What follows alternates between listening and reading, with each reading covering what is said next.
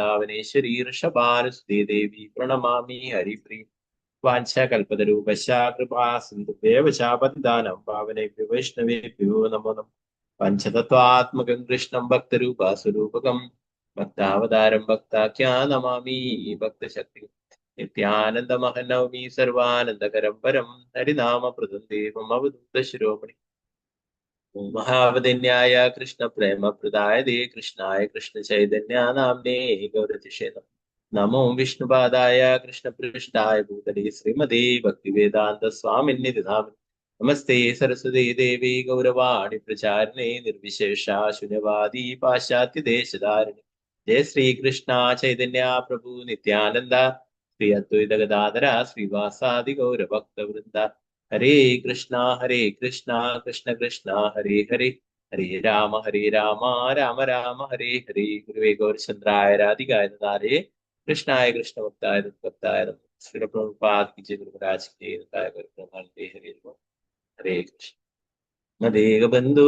मत्संगिन मद्गुरु मन्महादना मन्निष्ठारग मद्भाग्या मदानंद नमोस्तुते ഗ്രന്ഥരായ ശ്രീമദ് ഭാഗവതം ശ്രീമദ് ഭാഗവതം ചതുർത്ഥ സ്കന്ധം 31-ാം അധ്യായം ശ്ലോകം 1. പുതിയൊരു അധ്യായം നമ്മൾ തുടങ്ങുന്നതാണ്. നാരദ മുനി പ്രജേതാക്കളെ ഉപദേശിക്കുന്നത് എന്നുള്ളത്. ഓക്കെ, ഇതായ ഒരു ശ്ലോകം എടുക്കാൻ നമുക്ക് പിന്നീട് പ്രഭുപാദരുടെ ഇന്നലെ കുറച്ച് ഭാഗങ്ങൾ പൂർത്തിയാക്കേണ്ടല്ലേ. അപ്പൊ അതിൽ നിന്ന് നോക്കിയിട്ട് ചെയ്യാം. എന്റെ ബാക്കി നാളത്തെ ക്ലാസ്. ഓക്കെ, കുറെ ദിവസമായി എല്ലാവരും ശ്ലോകം ചൊല്ലാനൊക്കെ ആഗ്രഹിച്ചിരുന്നു. അപ്പൊ ഇന്ന് എല്ലാവർക്കും ശ്ലോകമൊക്കെ ചൊല്ലാം. ഓക്കെ. ഓം നമോ ഭഗവതേ വാസുദേവായ. മൈത്രേയ ഉവാച തദൗൽപന്ന വിജ്ഞാന ആശുദോഷജഭാഷിതം സ്മരന്താത്മജേ ഭാര്യാം വിസൃജ്യ പ്രാവജൻ ഗൃഹ. മൈത്രേയ ഉവാച തദൗൽപന്ന വിജ്ഞാന ആശോദോഷജഭാഷിതം സ്മരന്താത്മജേ ഭാര്യാം വിസൃജ്യ പ്രാവ്രജൻ ഗൃഹാത്. ഹരേ കൃഷ്ണ. ഓം നമോ ഭഗവതേ വാസുദേവായ.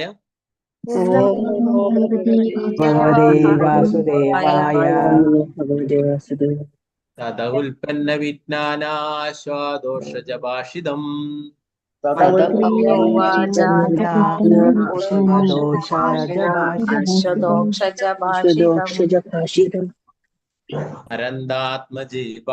വിസൃജ്യ പ്രാവ്രജൻ ഗൃഹാത്.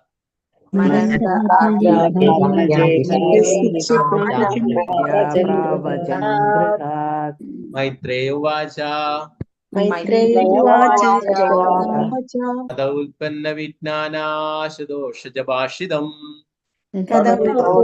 വിജ്ഞാനാശുദോഷജഭാഷിതം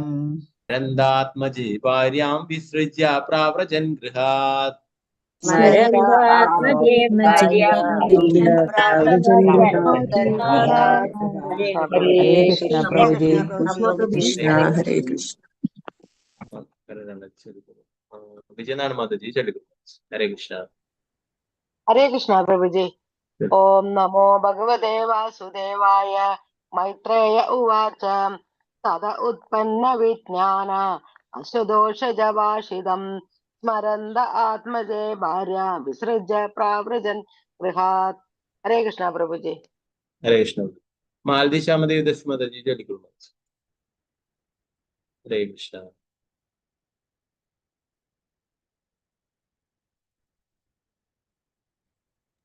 ഹരേ കൃഷ്ണ പ്രഭുജി.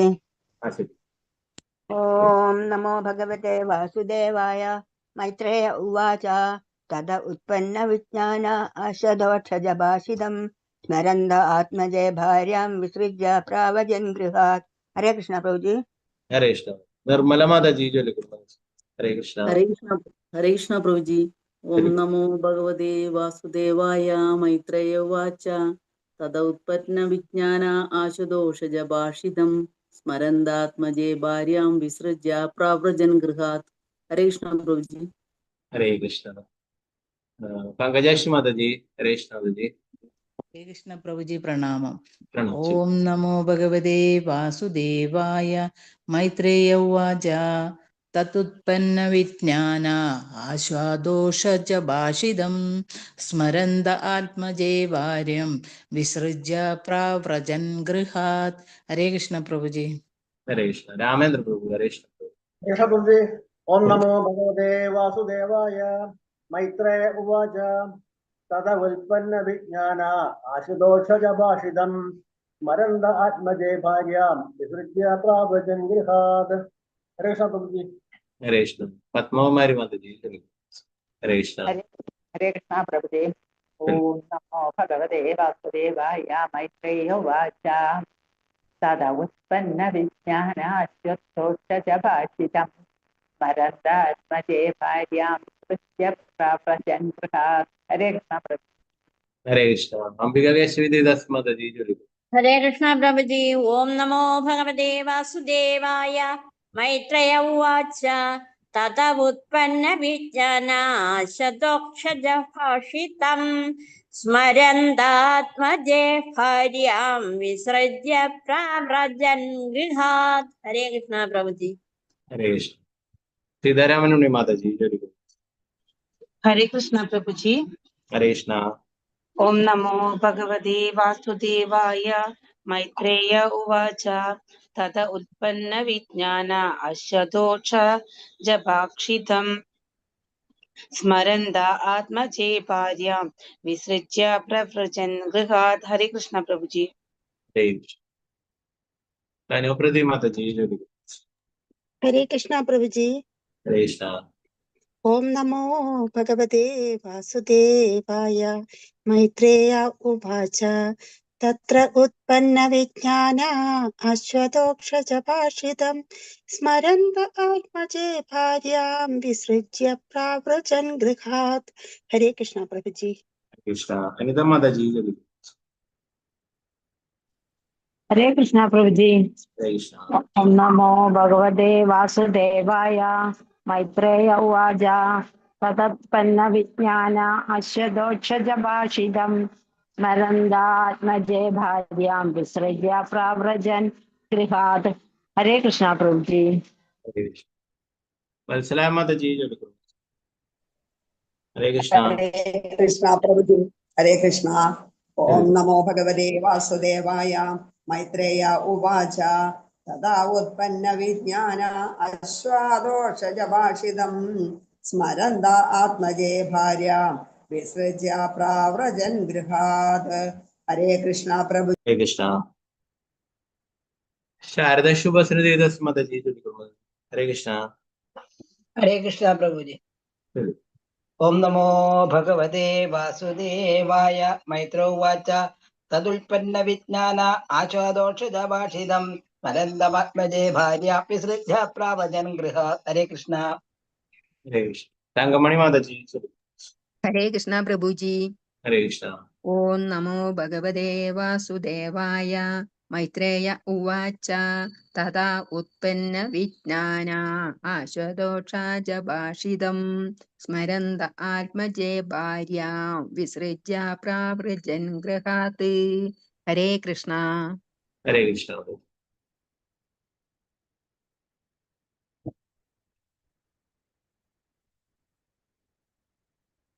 വസന്ത മാതാജി. തെലുഗു. ഹരേ കൃഷ്ണ പ്രഭുജി. ഹരേ കൃഷ്ണ. ഓം നമോ ഭഗവതേ വാസുദേവായ. മൈത്രേയ ഉവാച തത് ഉൽപ്പന്ന വിജ്ഞാന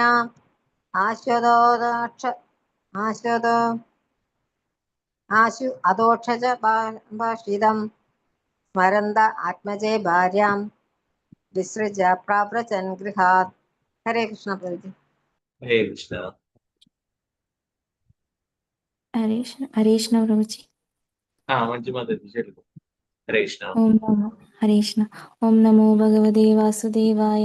മൈത്രേയ ഉവാച തതുത്പന്ന വിജ്ഞാന ശതോക്ഷജ ഭാഷിതം സ്മരന്ത ആത്മജേ ഭാര്യാം വിസൃജ്യ പ്രാവ്രജൻ ഗൃഹാത്. ഹരേ കൃഷ്ണ പ്രഭുജി. ഹരേ കൃഷ്ണ. രമണി മാതാജിയാ ചൊല്ലിക്കൊള്ളു. ഹരേ കൃഷ്ണ. ഹരേ കൃഷ്ണ. ഹരേ കൃഷ്ണ പ്രഭുജി. ചൊല്ലിക്കൊള്ളു. ഓം നമോ ഭഗവതേ വാസുദേവായ. മൈത്രേയ ഉവാച തദ ഉൽപ്പന്ന വിജ്ഞാന അശ്വദോഷാത്മജാഭാഷിതം സ്മരന്ത ആത്മജേ ഭാര്യാം വിസൃജ്യഭാവ്രജൻ ഗൃഹാത്. ഹരേ കൃഷ്ണ. ഹരേ കൃഷ്ണ. ശാരദാജി നമ്പൂതിരി മാതാജി ചൊല്ലിക്കോ. ഹരേ ഹരേ കൃഷ്ണ. കൃഷ്ണ പ്രഭുജി. ഹരേ കൃഷ്ണ. ഓം നമോ ഭഗവതേ വാസുദേവായ. മൈത്രേയ ഉവാച തത ഉൽപ്പന്ന വിജ്ഞാന അശ്വതോക്ഷജ ഭാഷിതം സ്മരന്ത ആത്മജേ ഭാര്യ വിസൃജ്യ പ്രാവൃജൻ ഗൃഹാത്. ഹരേ കൃഷ്ണ പ്രഭുജി. ഹരേ കൃഷ്ണ.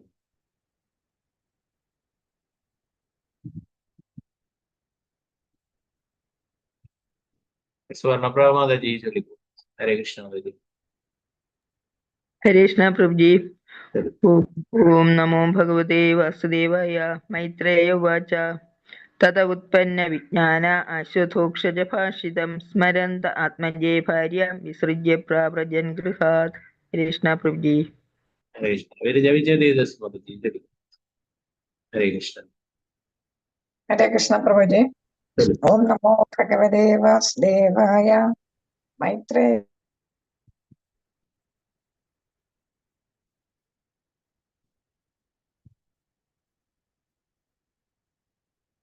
കാണാൻ പറ്റുന്നില്ല, സ്ക്രീന് കാണാട്ടോ മാതാജി? കാണാം മാതാജി, കാണാം പ്രഭുജി. ഹരേ കൃഷ്ണ. ഓക്കെ മാതാജി നെറ്റ്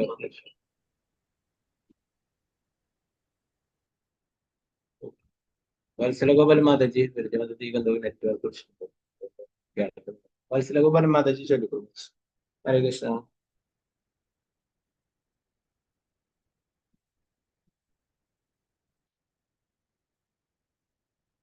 ശോഭ പ്രദീപ് മാതാജി. കൃഷ്ണ മാതാജി. കൃഷ്ണ പ്രഭുജി. ഓക്കെ വത്സലഗോപാൽ മാതാജി ചൊല്ലുന്നുണ്ടോ? ഹരേ കൃഷ്ണ. ഹരേ കൃഷ്ണ. മൈത്രേ ഓം നമോ ഭഗവതേ വാസുദേവായ. മൈത്രേയ ഉവാച തത ഉത്പന്ന വിജ്ഞാന അശ്വതോഷ ജഭാഷിതം സ്മരന്ത ആത്മജേ ഭാര്യാം വിസൃജ്യ പ്രാവ്രജൻ ഗൃഹാത്. ഹരേ കൃഷ്ണ. ഹരേ കൃഷ്ണ. ശോഭ പ്രദീപ് മാതാജി ചൊല്ലിക്കോ. ഹരേ കൃഷ്ണ. ഹരേ കൃഷ്ണ പ്രഭുജി. ചൊല്ലിക്കോ. ഓം നമോ ഭഗവതേ വാസുദേവായ. മൈത്രേയ ഉവാച തത് ഉത്പന്ന വിജ്ഞാന അശ്വതോഷക്ഷജ ഭാഷിതം സ്മരന്ത ആത്മജേ ഭാര്യ വിസൃജ്യ പ്രാവ്രജൻ ഗൃഹാത്. ഹരേ കൃഷ്ണ.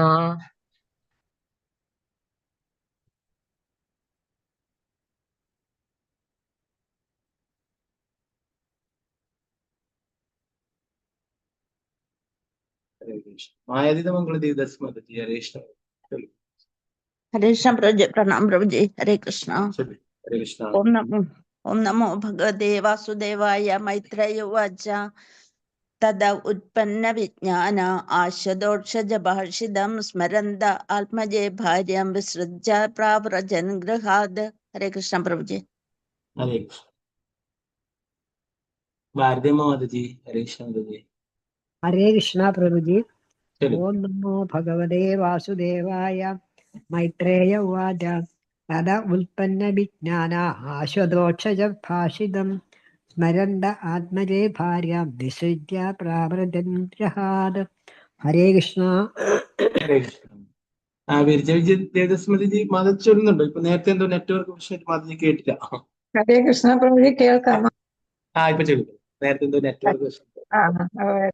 സപ്ലൈ വന്നും പോയിരിക്കുകയായിരുന്നു. ശരി ശരി ഹരേ ശരി കൃഷ്ണ. ശരി. ഓം നമോ ഭഗവതേ വാസുദേവായ. മൈത്രേയ ഉവാച തദ ഉത്പന്ന വിജ്ഞാനാശദോഷജ ഭാഷിതം സ്മരന്ത ആത്മജേ ഭാര്യാം വിസൃജ്യ പ്രാവ്രജൻ ഗൃഹാത്. ഹരേ കൃഷ്ണ പ്രഭു. ഹരേ കൃഷ്ണ. ഗീതാട്ടി മാതാജി ചൊല്ലിക്കോ. ഹരേ ഹരേ കൃഷ്ണ. കൃഷ്ണ പ്രഭുജി.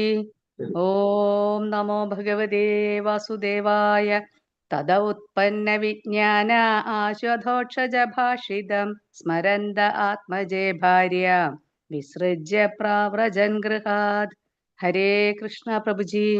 ഹരേ കൃഷ്ണ. ഗീതാശ്രീ മാതാജി ചൊല്ലിക്കോ. ഹരേ ഹരേ കൃഷ്ണ. കൃഷ്ണ പ്രഭുജി. ഹരേ കൃഷ്ണ. ഓം ചൊല്ലിക്കോ. നമോ ഭഗവതേ തത ഉൽപ്പന്ന വിജ്ഞാന അശ്വതോക്ഷജ ഭാഷിതം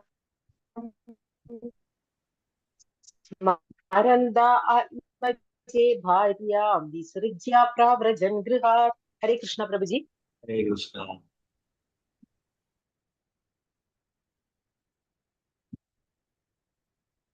ചിത്രജി മാതാജി ചൊല്ലിക്കൊണ്ടു. ഹരേ കൃഷ്ണ. ഹരേ കൃഷ്ണ പ്രഭുജി. ഓം നമോ ഭഗവതേ വാസുദേവായ. മൈത്രേയ ഉവാച തത ഉൽപ്പന്ന വിജ്ഞാന ആശുതോഷ ഭാഷിതം സ്മരന്ത ആത്മജയ ഭാര്യാം വിസൃജ്യ പ്രാവൃജൻ ഗഹാത്. ഹരേ കൃഷ്ണ പ്രഭുജി. ഹരേ കൃഷ്ണ. ശ്രീജയജി മാതാജി ചൊല്ലിക്കൊണ്ടു. ഹരേ കൃഷ്ണ. ഹരേ കൃഷ്ണ പ്രഭുജി. ചൊല്ലിക്കോ. ഓം നമോ ഭഗവതേ വാസുദേവായ. മൈത്രേയ ഉവാച തത ഉൽപ്പന്ന വിജ്ഞാന ആശുതോക്ഷജ ഭാഷിതം സ്മരന്ത ആത്മജേ ഭാര്യാം വിസൃജ്യ പ്രാവ്രജൻ ഗൃഹാത്. ഹരേ കൃഷ്ണ പ്രഭുജി. ഹരേ കൃഷ്ണ. ഇതിന്റെ പ്രധാനപ്പെട്ട ഭാഗം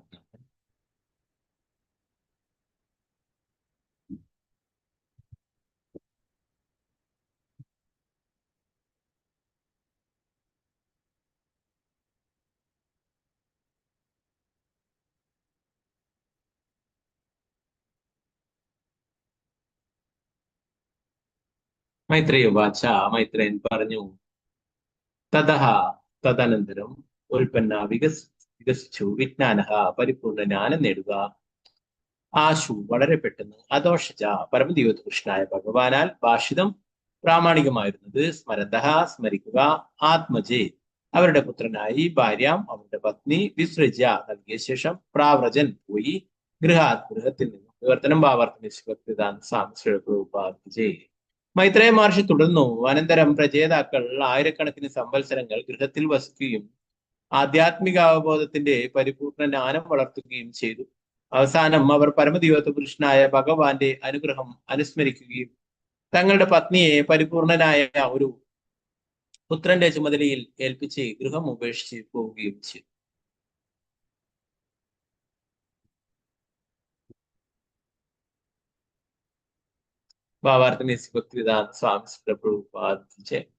പ്രചേതാക്കൾ അവരുടെ തപസ് പൂർത്തിയാക്കിയപ്പോൾ പരമദിവ്യകൃഷ്ണനായ ഭഗവാനാൽ അനുഗ്രഹിക്കപ്പെട്ടു. കുടുംബജീവിതം അവസാനിപ്പിക്കുമ്പോൾ യഥാകാലം ഭഗവത് ധാമത്തിലേക്ക് ഭഗവാനിലേക്ക് മടങ്ങി വരണമെന്ന് പറഞ്ഞാണ് ഭഗവാൻ അവരെ അനുഗ്രഹിച്ചത്. ദേവന്മാരുടെ കണക്കനുസരിച്ചുള്ള ആയിരക്കണക്കിന് വർഷങ്ങളോളം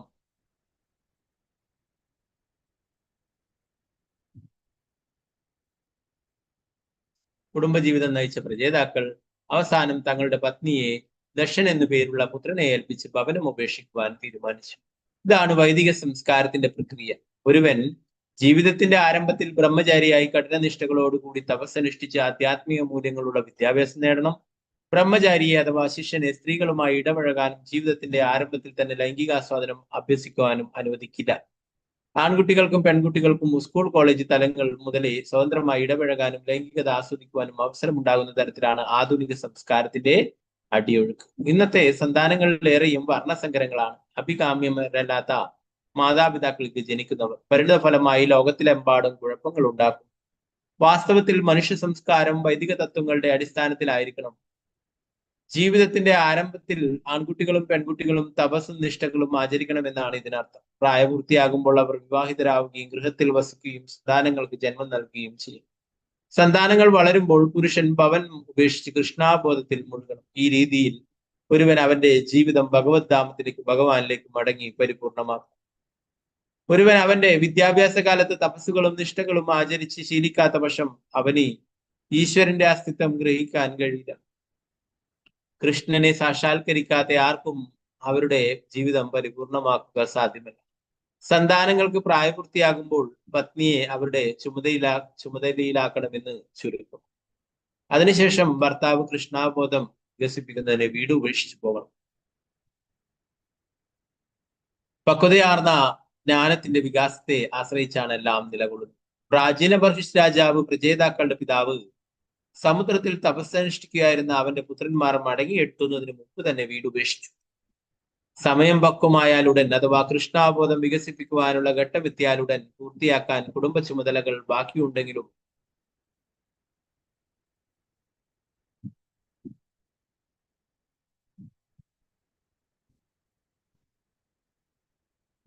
ബാക്കിയുണ്ടെങ്കിൽ പോലും ഒരുവൻ അപ്പോഴേ വീട് ഉപേക്ഷിക്കണം. പ്രാചീന വർഷ രാജാവ് പുത്രന്മാർ മടങ്ങി വരാൻ കാത്തിരിക്കുകയായിരുന്നെങ്കിലും നാരദമുനിയുടെ നിർദ്ദേശങ്ങൾ ശ്രവിച്ച ഉടനെ അവന്റെ ബുദ്ധി ശരിക്കും വികസിക്കുകയും അവൻ അപ്പോൾ തന്നെ പുത്രന്മാർക്കുള്ള സന്ദേശം മന്ത്രിമാരെ ഏൽപ്പിച്ച് കൊട്ടാരം വിടുകയുമാണ് ഉണ്ടായത്. അപ്രകാരം അവരുടെ വരവിനായി കാത്തിരിക്കാതെ അവൻ വീട് പോയി. സുഖപൂർണമായ ഗാർഹിക ജീവിതം ഉപേക്ഷിക്കേണ്ടത് മനുഷ്യജീവികൾക്ക് അനിവാര്യമാണ്. കാര്യം പ്രഹ്ലാദ് മഹാരാജാവ് ഉപദേശിച്ചിട്ടുണ്ട്. ഹിത്വാത്മപാദം ഗൃഹമന്ദകൂപഹം. ഭൗതിക രീതിയിലുള്ള ജീവിതം അവസാനിപ്പിക്കുന്നതിന് ഒരുവൻ സുഖകരം എന്ന് പറയപ്പെടുന്ന ആത്മാവിനെ ഹനിക്കുന്നത് ആത്മപാദം മാത്രം ഉതകുന്നതുമായ ഗൃഹസ്ഥ ജീവിതം ഉപേക്ഷിക്കും. ഗൃഹത്തെ പുല്ലുമൂടിയ ഒരു പൊട്ടക്കിണറായാണ് പരിഗണിക്കുന്നത്. അതിൽ പതിക്കുന്ന ഒരുവൻ ആരാലും ശ്രദ്ധിക്കപ്പെടാതെ അതിനുള്ളിൽ മരിക്കും. അതിനാൽ കുടുംബ ജീവിതത്തിന്റെ അമിതാസക്തനാകരുത്. അത് അവന്റെ കൃഷ്ണാബോധത്തിന്റെ വികാസത്തെ ഹനിക്കും. നാരായണ നമസ്കൃത്യ നരം ചൈവ നരോത്തമം ദേവീം സരസ്വതി വ്യാസം തതോ മുദ്രേ നഷ്ടപ്രായേഷു ഭദ്രേഷു നിത്യം ഭാഗവത സേവയാ ഭഗവതി ഉത്തമ ശ്ലോകേ ഭക്തിർഭവതി നൈഷ്ഠികേ മൂകം കരോതി വാചാലം പങ്കും ലംഘയതേ ഗിരിം യത്കൃപാതമഹം വന്ദേ ശ്രീഗുരു ദീനധാരിണം പരമാനന്ദമാധവം ശ്രീ ചൈതന്യേശ്വരം. നമോ വിഷ്ണുപാദായ കൃഷ്ണപൃഷ്ഠായ ഭൂതലേ ശ്രീമതേ ഭക്തിവേദാന്ത സ്വാമിനിധി നാമിനി നമസ്തേ സരസ്വതീ ദേവി ഗൗരവാണി പ്രചാരിണേ നിർവിശേഷ ശൂന്യവാദി പാശ്ചാത്യദേശധാരിണി. ജയ ശ്രീകൃഷ്ണ ചൈതന്യ പ്രഭു നിത്യാനന്ദ ശ്രീ അദ്വൈത ഗദാധര ശ്രീവാസാദി ഗൗരഭക്തവൃന്ദ. ഹരേ കൃഷ്ണ കൃഷ്ണ കൃഷ്ണ ഹരേ ഹരേ ഹരേ രാമ രാമ രാമ ഹരേ ഹരേ. ഗുരുവേ ഗൗരചന്ദ്രായ രാധികായ ഹരേ കൃഷ്ണായ കൃഷ്ണഭക്തായ ഭക്തായ ശ്രീ പ്രഭുപാദ കി ജയ. ഗുരുരാജ് കി ജയ. ഹരേ കൃഷ്ണ.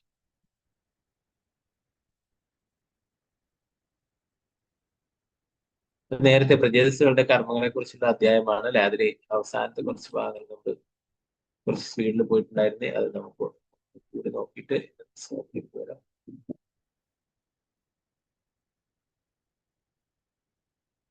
അപ്പോ പ്രജേതസ്സുകള് അത്രയും നല്ല ഭക്തന്മാരായിരുന്നു അല്ലെ. അപ്പൊ അവരുടെ എല്ലാവരുടെയും കൂട്ടായിട്ടുള്ള പ്രാർത്ഥന ഇതൊക്കെ കേട്ട് ഭഗവാന് സന്തോഷമാവുക. അവര് ഒരുമയോടെ ഭക്തിത സേവനങ്ങളൊക്കെ അനുഷ്ഠിക്കുകയുണ്ടായിരുന്നു. ഇപ്പൊ ജലത്തിനുള്ളില് 10,000-കണക്കിന് വർഷങ്ങൾ തപസ്സനുഷ്ഠിച്ചു. എന്തായിരുന്നു? അവർക്ക് വേറെ യാതൊരു വരവും ആവശ്യമില്ല അല്ലെ. ഭഗവാന്റെ ഭക്തിത സേവനങ്ങൾ അനുഷ്ഠിക്കണം എന്നത് മാത്രമാണെന്ന് ഭാഗത്തില് വളരെ വിശദമായിട്ട് പരാമർശിക്കുന്നുണ്ട്.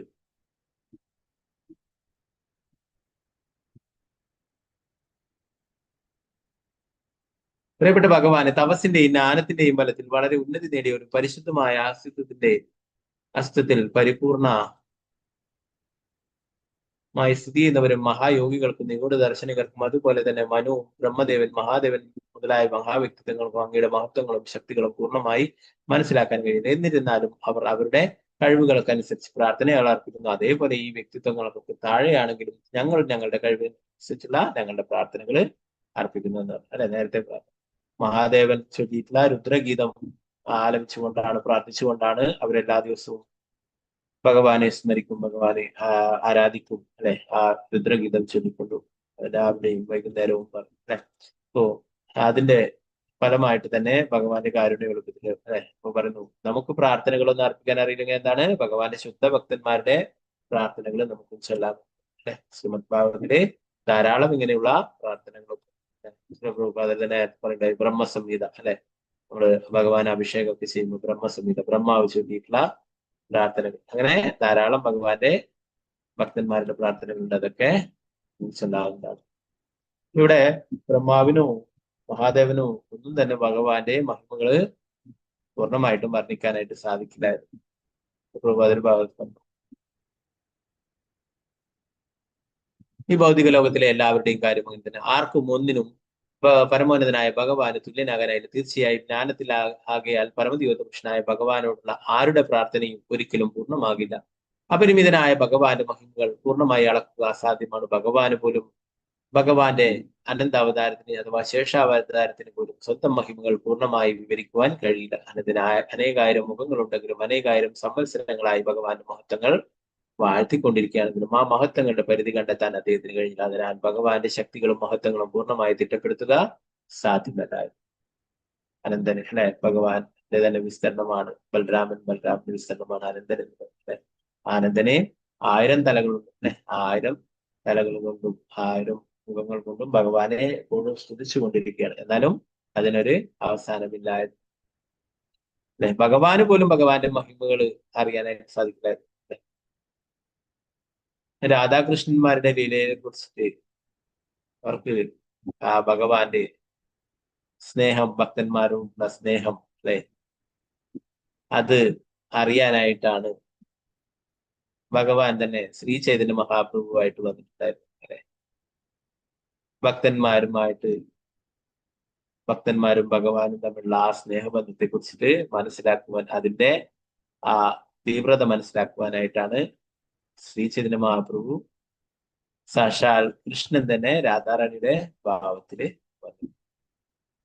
അപ്പൊ ഭഗവാന് പോലും ഭഗവാന്റെ ആ മഹത്വങ്ങൾ മനസ്സിലാക്കുവാൻ ആതീന്ദ്രിയമായിട്ടുള്ള ഇന്ത്യകള് പൂർണ്ണമായിട്ടും മനസ്സിലാവുന്നു അല്ലെ. അപ്പോ ബ്രഹ്മാവിനും മഹാദേവനും ആർക്കും തന്നെ മനസ്സിലാവില്ല. പൂർണ്ണമായിട്ടും ആരാലും ഭഗവാനെ വർണ്ണിക്കുവാനായിട്ടും സാധിക്കില്ല. ഭഗവാന്റെ തന്നെ വിസ്തരമായിട്ട് അനന്തന് പോലും അത് സാധിക്കില്ല. ഭക്തിയുത സേവനത്തിലുള്ള എല്ലാവർക്കും അദ്ദേഹത്തിന് കലർപ്പില്ലാതെ പ്രാർത്ഥനകൾ സമർപ്പിക്കുക. എല്ലാവരും ഒരു ആപേക്ഷികമായ പദവിയിലാണ് നിലവിൽ ഭഗവാന്റെ മഹിമകൾ വാഴ്ത്തുന്നതിൽ ആരും പരിപൂർണ്ണല്ല. ബ്രഹ്മദേവനും മഹാദേവനും മുതൽ താഴെ നമ്മൾ വരെ എല്ലാവരും പരമോന്നതനായ ഭഗവാന്റെ സേവകരാണ്. നാം ഓരോരുത്തരും നമ്മുടെ കർമ്മങ്ങൾക്കനുസരിച്ചുള്ള ആപേക്ഷികമായ പദവികളിലാണ് സ്ഥിതി ചെയ്യുന്നത്. എന്നിട്ടും നമ്മളിൽ ഓരോരുത്തർക്കും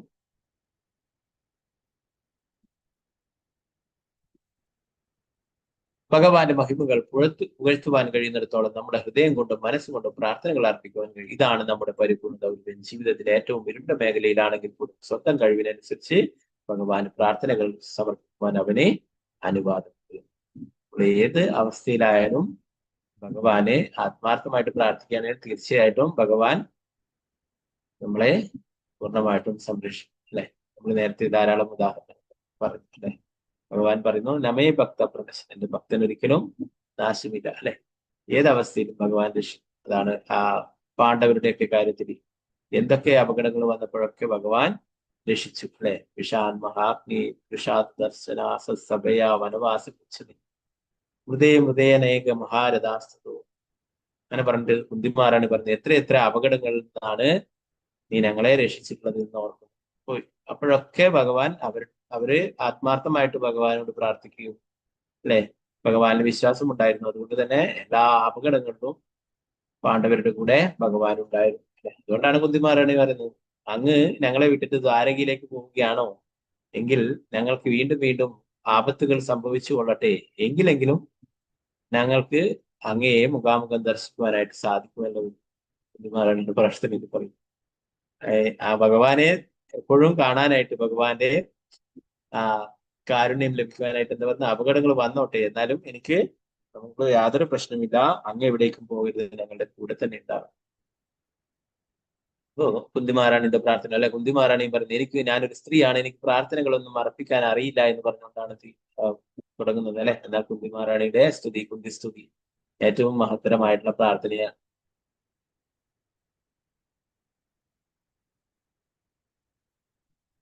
ഇപ്പോ പ്രഭുപാദർ തന്നെ പറയും, കുന്തിമാരാണിയോട് അത്രയും കാരുണ്യം കാണിച്ചിരുന്നു ഭഗവാൻ.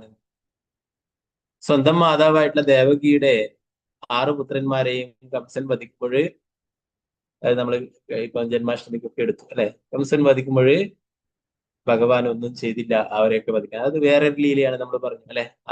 ആ കാലനേമിയുടെ പുത്രന്മാരായിട്ടാണ് അവരടുത്ത ജന്മം, കാലനേമിയാണ് കംസനായിട്ട് വരുന്നത്.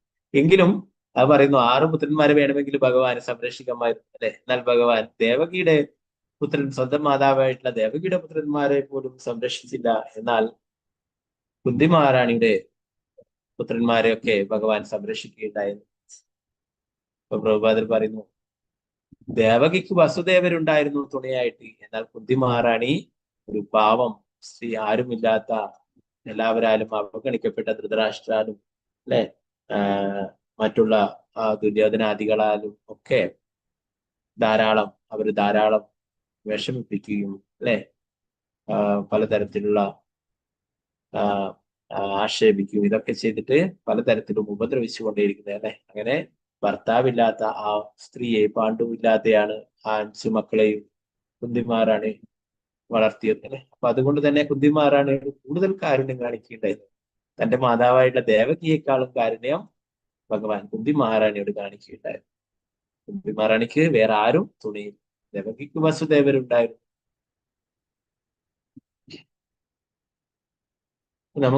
നമുക്കും ഇതുപോലുള്ള പ്രാർത്ഥനകൾ അർപ്പിക്കാം ഭഗവാൻ എന്നാണ് പറയുന്നത്.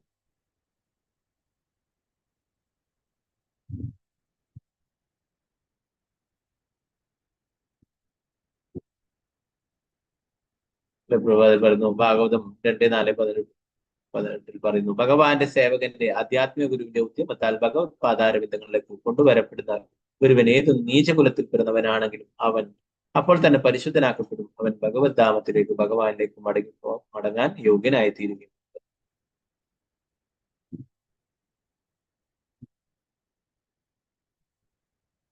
ഒരു ആധ്യാത്മിക ഗുരുവിന്റെ നിർദ്ദേശങ്ങൾ പ്രകാരം ഭക്തി സേവനങ്ങൾ അനുഷ്ഠിക്കുന്ന അവൻ ഏത് കുലത്തിലുള്ളവരായാലും, ശൂദ്രനായാലും, ആരായാലും, ചണ്ടാളനായാലും എന്താണ് പറയുന്നത്, അവനെ തിരിച്ച് ഭഗവാന്റെ അടുത്തേക്ക് പോകാനായിട്ട് സാധിക്കും. ഗുരുവിന്റെ നിർദ്ദേശങ്ങൾ അനുസരിച്ച് ഭക്തി സേവനങ്ങളെ അനുഷ്ഠിക്കുകയാണ്.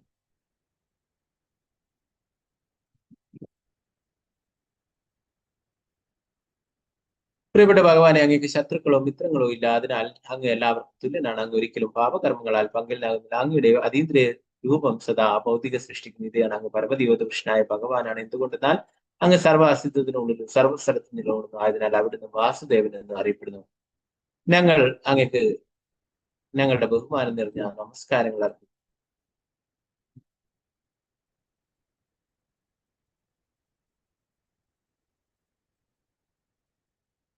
മൈത്രേയ മുനി തുടർന്നു, എന്റെ പ്രിയപ്പെട്ട വിതുര, പ്രജേതാക്കളാൽ അഭിസംബോധന ചെയ്യപ്പെടുകയും ആരാധിക്കപ്പെടുകയും ചെയ്ത സമർപ്പിതാക്കളുടെ സംരക്ഷകനായ പരമദിവ്യ പുരുഷൻ ഭഗവാൻ പറഞ്ഞു, നിങ്ങൾ എന്തിനൊക്കെ വേണ്ടിയാണോ പ്രാർത്ഥിച്ചത് അവയെല്ലാം സഫലമായി തീരട്ടെ. ഇത് പറഞ്ഞതിന് ശേഷം അവിടം വിട്ടു പോയി. പരമദിവ്യ പുരുഷനായ ഭഗവാനെ കണ്ടു മതിവരാതെ പ്രജേതാക്കൾ അദ്ദേഹത്തെ വേർപിരിയാൻ വിഷമമായി.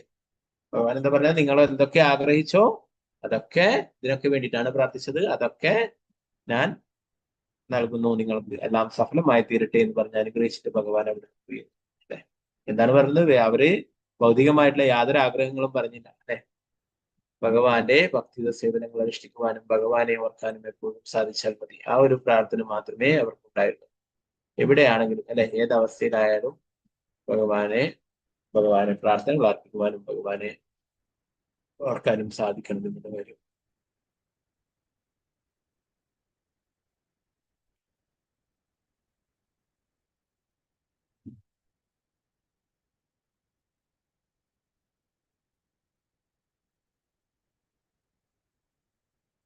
അനന്തരം പ്രജേതാക്കളുടെ സമുദ്രജലത്തിൽ നിന്നും പുറത്തു വന്ന് ഭൂമിയിലെ വൃക്ഷങ്ങളെല്ലാം സ്വർഗീയ ലോകങ്ങളിലേക്കുള്ള മാർഗത്തിൽ പ്രതിബന്ധം ഉണ്ടാക്കാൻ എന്ന വണ്ണം വളരെ ഉയരത്തിൽ വളർന്നു നിൽക്കുന്നത് അവരപ്പോൾ കണ്ടു. ആ വൃക്ഷങ്ങൾ ലോകത്തിന്റെ ഉപരിതലം പൂർണ്ണമായും മറിച്ചിരുന്ന ആ സമയത്ത് പ്രജേതാക്കൾ വല്ലാതെ ക്ഷുഭിതരായി. നേരത്തെ പ്രാചീന പരീക്ഷിത്ത് രാജ്യം ഉപേക്ഷിച്ചിട്ട് പോവുകയുണ്ടായി. അല്ലെ, പിന്നീട് പുത്രന്മാർക്കാണ് സന്ദേശം അയച്ചിട്ട് ഞാൻ പോകുന്നത്, രാജ്യകാര്യങ്ങളൊക്കെ നിങ്ങൾ നോക്കണം എന്ന് പറഞ്ഞിട്ട്. അല്ലെ, അപ്പൊ അവര് സമുദ്രത്തിൽ നിന്നും തപശ്ശേരികളൊക്കെ മതിയാക്കി ഭൂമിയിലേക്ക് വരികയുണ്ടായി. അപ്പോ എന്താ പറയുന്നത്, എല്ലാ ഭൂമിയിലുള്ള വലിയ വലിയ വൃക്ഷങ്ങളൊക്കെ എന്താ പറയാ വളർന്നു വരികയും അത് സ്വർഗീയ ലോകങ്ങളിലേക്കുള്ള യാത്രയ്ക്ക് മാർഗത്തിൽ പ്രതിബന്ധം ഉണ്ടാക്കുന്ന തരത്തിൽ വളർന്നു വലുതായി എന്ന് പറയും. പൂർണ്ണമായിട്ടും ഭൂമിയെ മറച്ചിരിക്കുന്നു, കാടുമൂടിയിട്ട് വൃക്ഷങ്ങളാലെ മറക്കപ്പെട്ടിരുന്നു എന്ന് പറയും. സമുദ്രത്തിൽ നിന്നും പുറത്തു വന്ന അവർ പിതാവിന്റെ അഭാവത്തിൽ രാജ്യത്തെ എല്ലാം അവഗണിക്കപ്പെട്ടിരുന്നതായാണ് കണ്ടത്. രാജ്യത്ത് കാർഷിക വൃത്തികൾ നടക്കുന്നില്ലെന്നും ഭക്ഷ്യധാന്യങ്ങൾ ഉത്പാദിപ്പിക്കപ്പെടുന്നില്ലെന്നാണ് ആദ്യം അവരുടെ ശ്രദ്ധയിൽപ്പെടുന്നത്. തീർച്ചയായും ഭൂമിയുടെ ഉപരിതലം വൻ വൃക്ഷങ്ങളാൽ നിബിഡമായിരുന്നു. ആളുകൾക്ക് സ്വർഗീയ ഗ്രഹങ്ങളിലേക്ക് പോകാൻ ശൂന്യാകാശത്ത് പ്രവേശിക്കുന്നതിന് പ്രതിബന്ധം സൃഷ്ടിക്കും വിധമായിരുന്നു വൃക്ഷങ്ങളുടെ നിൽപ്പ്. ഭൂഗോളത്തിൽ ഉപരിതലം ഇങ്ങനെ മറയ്ക്കപ്പെട്ടിരുന്നത് കണ്ട പ്രജേതാക്കൾ കോപിഷ്ഠരായി കൃഷിക്ക് വേണ്ടി മണ്ണ് വൃത്തിയാക്കണമെന്ന് അവർ ആഗ്രഹിച്ചു. വനങ്ങളും വൃക്ഷങ്ങളും മേഘങ്ങളെയും മഴയെയും ആകർഷിക്കുന്ന ആകർഷിക്കുമെന്നത് വസ്തുതയല്ല. കാരണം സമുദ്രത്തിന് മീതെയും മഴ പെയ്യുന്നത് നമ്മൾ കാണുന്നു. അതാണ് ചില ആൾക്കാർ പറയുന്നത് വൃക്ഷങ്ങളും ഇതൊക്കെ ഉള്ളതുകൊണ്ടാണ് മഴ പെയ്യുന്നത് അല്ലെ. എന്നാൽ സമുദ്രത്തിന്റെ മീതെയും മഴ പെയ്യുന്നുണ്ട് അല്ലെ, അത് നമ്മൾ കാണും അല്ലെ. ഇതുപോലുള്ള പ്രഭാതം അങ്ങനെ പറയുന്നത്. ഭഗവാനും അതേപോലെയാണ് പറഞ്ഞത്. ഗോവർദ്ധനത്തിന് പൂജ ചെയ്യാനായിട്ട് പറയുന്നത് അല്ലെ. ഇന്ദ്രനെ പൂജിക്കുന്നത് കൊണ്ടാണ് മഴ ലഭിക്കുന്നത്. അപ്പോ എല്ലായിടത്തും മഴ ലഭിക്കുന്നു, ഇന്ദ്രനെ പൂജിക്കാത്ത സ്ഥലങ്ങളിലൊക്കെ മഴ ലഭിക്കുന്നു അല്ലെ. മഴ ലഭിക്കുക എന്നത് ഇന്ദ്രന്റെ ചുമതലയാണ്. ഇന്ദ്രന്റെ പൂജകളൊന്നും ചെയ്യേണ്ട എന്ന് ഗോവർദ്ധനത്തിന് പൂജ ചെയ്യാനായിട്ട് ഭഗവാൻ പറയുന്നത് അല്ലെ. അപ്പൊ ഇവിടെ അതേപോലെ പറയുന്നു, എന്താ സമുദ്രത്തിന്റെ മീതെയൊക്കെ മഴ പെയ്യുന്നുണ്ട്. വൃക്ഷങ്ങള് അതുകൊണ്ട് മഴ ഉണ്ടാവുന്നു എന്നുള്ളതല്ല. അത് മാത്രം ഒരു കാരണമല്ല, അതും ഒരു കാരണമാണ്, എന്നാൽ അത് മാത്രമല്ല. മനുഷ്യജീവികൾക്ക് വനങ്ങൾ തെളിച്ച് കൃഷിക്ക് അനുയോജ്യമായ സ്ഥലങ്ങളാക്കി ഭൂമിയുടെ ഉപരിതലത്തിൽ എവിടെ വേണമെങ്കിലും വസിക്കാം. ഭക്ഷ്യോൽപ്പന്നങ്ങളുടെ കൃഷിക്ക് പുറമെ ജനങ്ങൾക്ക് പശുക്കളെയും വളർത്താം. അതിലൂടെ സാമ്പത്തിക പ്രശ്നങ്ങൾ പരിഹരിക്കാം. പ്രഭുപാദൻ ഇതാണ് പറഞ്ഞു കൊടുത്തിട്ടുള്ളത്. ഗൃഹസ്ഥരൊക്കെ ഇങ്ങനെ കൃഷിയും ഗോരക്ഷയൊക്കെ ആയിട്ട് ജീവിക്കുവാനായിട്ട്.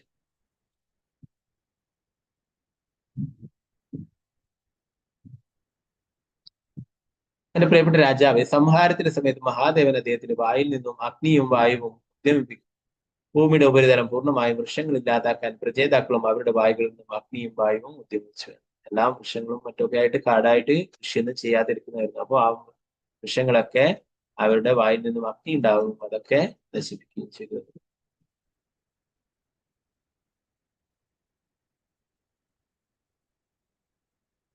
ഈ ശ്ലോകത്തിൽ വിതുരൻ അല്ലയോ രാജാവേ എന്ന അർത്ഥത്തിൽ രാജൻ എന്ന് സംബോധന ചെയ്യപ്പെട്ടു. വിതുരൻ യഥാർത്ഥത്തിൽ രാജാവൊന്നുമല്ല അല്ലെ, എന്നാൽ ഇവിടെ രാജൻ എന്ന് വിളിക്കുന്നു. അതിനെ കുറിച്ച് പറയുന്നു, ഒരു ധീരൻ സദാ ഭക്തി സേവനത്തിൽ മുഴുകുന്നതിൽ ഒരിക്കലും കോപിക്കുകയില്ലെന്ന് ശ്രീ വിശ്വനാഥ ചക്രവർത്തി പുരോഗതി നേടിയ ഭക്തന്മാർക്ക് തങ്ങളുടെ ഇന്ദ്രിയങ്ങളെ നിയന്ത്രിക്കാൻ കഴിയും. അതിനാൽ ഒരു ഭക്തനെ രാജൻ എന്ന് അഭിസംബോധന ചെയ്യുന്നു. ഒരു രാജാവിനെ പൗരന്മാരെ പലതരത്തിൽ നിയന്ത്രിച്ച് ഭരിക്കാൻ കഴിയും. അതുപോലെ സ്വന്തം ഇന്ദ്രിയങ്ങളെ നിയന്ത്രിക്കുവാനുള്ള കഴിവുള്ള ഒരാൾ അവന്റെ ഇന്ദ്രിയങ്ങളുടെ രാജാവാണ്. അവൻ സ്വാമി അല്ലെങ്കിൽ ഗോസ്വാമിയാണ്. അതുകൊണ്ട് സ്വാമിമാരും ഗോസ്വാമിമാരും ചിലപ്പോൾ മഹാരാജൻ അല്ലെങ്കിൽ രാജൻ എന്ന് സംബോധന ചെയ്യപ്പെടാറുണ്ട്. അപ്പോ രാജൻ എന്ന് വിതുരരെ ഇവിടെ സംബോധന ചെയ്യും അല്ലെ. ഭക്തി സേവനത്തില് പുരോഗമിച്ചു, എപ്പോഴും ഭക്തി സേവനത്തിൽ മുഴുകിയിരിക്കുന്നു, സ്വന്തം ഇന്ദ്രിയങ്ങളൊക്കെ നിയന്ത്രിക്കുന്നു അല്ലെ. അപ്പൊ അതുകൊണ്ട് തന്നെ എന്താ പറയുന്നത്, അങ്ങനെയുള്ളവരെ രാജൻ അല്ലെ, ഗോസ്വാമി, സ്വാമി എന്നൊക്കെ വിളിക്കുന്നു പറഞ്ഞു. ചിലപ്പോഴൊക്കെ മഹാരാജ് എന്ന് വിളിക്കുന്നു അല്ലെ. ഇസ്കോണിലൊക്കെ കാണാം മഹാരാജ്. അപ്പൊ അതെന്താണ്, ഉയർന്ന ഭക്തൻ തന്റെ ഇന്ദ്രിയങ്ങളൊക്കെ നിയന്ത്രിച്ച് തന്റെ എല്ലാ ഇന്ദ്രിയങ്ങളും ഭഗവാന്റെ ഭക്തി സേവനത്തിൽ ഏർപ്പെട്ടി ഇരിക്കുന്നത്.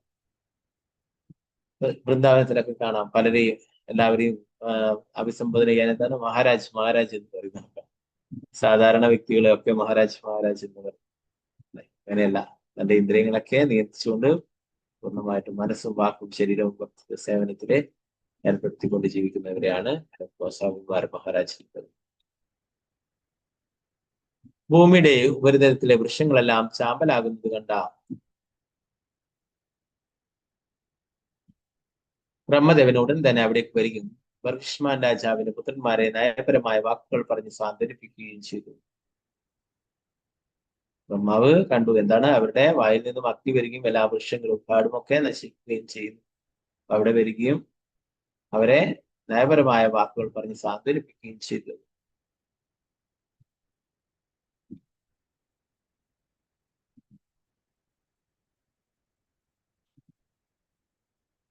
അവശേഷിച്ച വൃക്ഷങ്ങൾ പ്രജേതാക്കളെ വളരെയധികം ഭയപ്പെട്ടു. ബ്രഹ്മാവിന്റെ ഉപദേശിച്ചാൽ പ്രജേതാക്കൾ വൃക്ഷങ്ങളുടെ പുത്രിയെ വേഗം മോചിപ്പിച്ചു. വൃക്ഷങ്ങളെ പുത്രിയെ ഈ അധ്യായത്തിൽ 13-ാം ശ്ലോകത്തിൽ പരാമർശിച്ചു. കണ്ടുവിനും പ്രംലോജയ്ക്കും ജനിച്ചവളാണ് ഈ പുത്രി. സ്വർഗലോകത്തെ അപ്സരസായിരുന്ന പ്രംലോജ ഈ പുത്രി ജനിച്ച ഉടനെ അവളെ ഉപേക്ഷിച്ചിട്ട് സ്വർഗരാജ്യത്തിലേക്ക് മടങ്ങിപ്പോയിരുന്നു. കുട്ടി വിശന്നു കരഞ്ഞപ്പോൾ അവളോട് അനുതാപം തോന്നി ചന്ദ്രന്റെ രാജാവ് തന്റെ പെരുവിരൽ അവളുടെ വായിലിട്ട് അമർത്തിറ്റിച്ചു കൊടുത്ത് അവളെ രക്ഷിച്ചു. വൃക്ഷങ്ങൾക്കായിരുന്നു ഈ കുട്ടിയുടെ വളർന്നപ്പോൾ അവൾ ബ്രഹ്മദേവന്റെ ആജ്ഞപ്രകാരം വൃക്ഷങ്ങൾ മോചിപ്പിച്ച് പ്രജേതാക്കൾക്ക് അവരുടെ പത്നിയായി നൽകി. മാരിഷ എന്നായിരുന്നു ആ പെൺകുട്ടിയുടെ പേര്. നേരത്തെ നമ്മൾ ഈ കാര്യം നേരത്തെ ശ്ലോകങ്ങളിൽ കണ്ടിട്ടുണ്ട് അല്ലെ. അപ്പോ ആ കുട്ടിയെ വനവൃക്ഷങ്ങളെ ഏറ്റെടുക്കുകയും അവന് ചന്ദ്രദേവൻ വന്നിട്ട് അമൃത് നൽകുന്നതും ഒക്കെ നേരത്തെ ചർച്ച ചെയ്തിട്ടുള്ള കാര്യങ്ങൾ. അപ്പോ ആ കുട്ടിയുടെ പേരാണ് മാരിച്ച എന്ന് അല്ലെ, മാരിഷ എന്നുള്ള ആ കുട്ടിയെ രചയിതാക്കൾക്ക് വിവാഹം ചെയ്തു കൊടുത്തു. അപ്പൊ അവരുടെ പുത്രനായിട്ടാണ് ഇവിടെ ദക്ഷൻ ജനിക്കുന്നത്.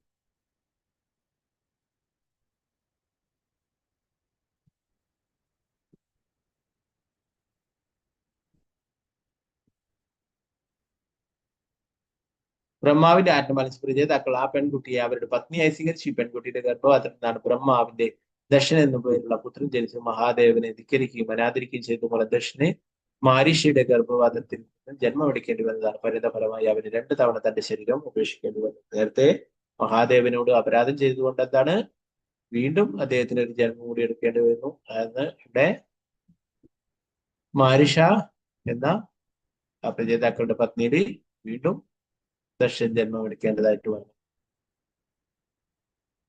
ദക്ഷൻ ഇവിടെ ഇത് സംബന്ധിച്ച് മഹത് അവജ്ഞാനാത് എന്ന വാക്ക് വളരെ അർത്ഥപൂർണ്ണമാണ്. ദക്ഷൻ ബ്രഹ്മാവിന്റെ പുത്രനായിരുന്നു. അതിനാൽ ഒരു മുൻജന്മത്തിൽ അവൻ ബ്രാഹ്മണനായിരുന്നു. എന്നാൽ ഒരു ബ്രാഹ്മണനല്ലാത്തവനെ പോലെ പെരുമാറി അവൻ ഭഗവാൻ മഹാദേവനെ ദ്രോഹിച്ചത് മൂലം അഥവാ അനാദരിച്ചത് മൂലം അവനെ ഒരു ക്ഷത്രിയന്റെ ബീജത്തിൽ വീണ്ടും ജന്മം എടുക്കേണ്ടി വന്നു. അതുകൊണ്ടാണ് അവൻ രചയിതാക്കളുടെ പുത്രനായെന്ന് പറയുന്നത്. അത് മാത്രമല്ല മഹാദേവനെ അനാദരിച്ചത് ദക്ഷൻ ഒരു സ്ത്രീയുടെ ഗർഭത്തിൽ ജന്മം എടുക്കുക എന്ന ദുരിതത്തിനും വിധേയനാകേണ്ടി വന്നു. ദക്ഷയാകെ വേദിയിൽ അവൻ ഒരിക്കൽ മഹാദേവന്റെ വൃത്യൻ വീരഭദ്രനാൽ വധിക്കപ്പെടുന്നു. അതും അപര്യാപ്തമാകിയാൽ അവൻ വീണ്ടും മാരിഷായുടെ ഗർഭപാത്രത്തിൽ ജന്മമെടുത്തു. ദക്ഷയാഗത്തിന്റെയും അവിടെ നടന്ന ദാരുണ സംഭവങ്ങളുടെയും മധ്യത്തിൽ ദക്ഷൻ മഹാദേവൻ അവന്റെ പ്രാർത്ഥനകൾ അർപ്പിച്ചിരുന്നു. അതുമൂലം അവൻ ഇപ്പോൾ ശരീരം ഉപേക്ഷിച്ച് ഒരു സ്ത്രീയുടെ ഗർഭപാത്രം ക്ഷത്രിയന്റെ ബീജത്തിൽ വീണ്ടും ജനിക്കേണ്ടി വന്നു. മഹാദേവന്റെ കാരണത്താൽ എല്ലാ ഐശ്വര്യങ്ങളും നേടാൻ സാധിച്ചു. ഇതിനെക്കുറിച്ച് നമ്മൾ നേരത്തെ ചർച്ച ചെയ്തിട്ടുണ്ടായിരുന്നു അല്ലെ, നേരത്തെയുള്ള സ്കന്ധങ്ങളിലൊക്കെ. അതാണ് ദക്ഷയാഗം നടത്തുകയും അവിടെ സതീദേവി വരികയും അല്ലെ, സതീദേവിയെ അപമാനിക്കുകയും ചെയ്യുകയും സതീദേവി അവിടെ ആത്മാഹുതി ചെയ്യുകയുണ്ടായി അല്ലെ. പിന്നീട് അവിടെ ശിവന്റെ ഭൂതഗണങ്ങളൊക്കെ വരികയും അല്ലെ, വീരഭദ്രൻ അവിടെ ഒക്കെ അലങ്കോലമാക്കുകയും ദക്ഷന്റെ കഴുത്തറക്കുകയും ഒക്കെ ചെയ്യുകയും. അപ്പൊ അന്ന് വൈഷ്ണവ അപരാധം അല്ലെ, മഹാദേവൻ വൈഷ്ണവാനാം യഥാശംഭവം, ഏറ്റവും വലിയ വൈഷ്ണവനാണ് മഹാദേവൻ. ആ മഹാദേവനെ ആ യാഗത്തിനെ ക്ഷണിക്കാതെ അപമാനിക്കുകയും ഒക്കെ ചെയ്യുകയുണ്ടായി.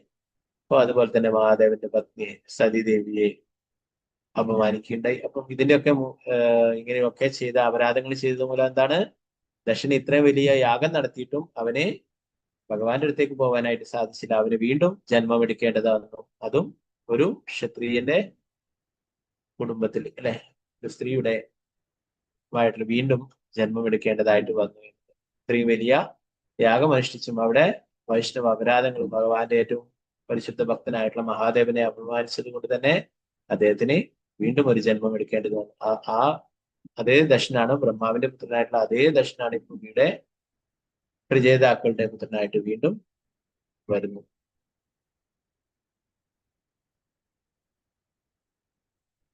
ഇത്രയൊക്കെ അപരാധം ചെയ്തെങ്കിൽ എന്താ പറയുന്നത്, ഒരു മഹാദേവന്റെ കാരുണ്യത്താൽ എല്ലാ ഐശ്വര്യങ്ങളും നേടാൻ സാധിച്ചു. ഭൗതിക പ്രകൃതിയുടെ സൂക്ഷ്മ നിയമങ്ങളാണ് ഇവയെല്ലാം. നിർഭാഗ്യവശാൽ ആധുനികത്തിലെ ജനങ്ങൾക്ക് ഈ നിയമങ്ങൾ എങ്ങനെയാണ് പ്രാവർത്തികമാകുന്നതെന്ന് അറിയില്ല.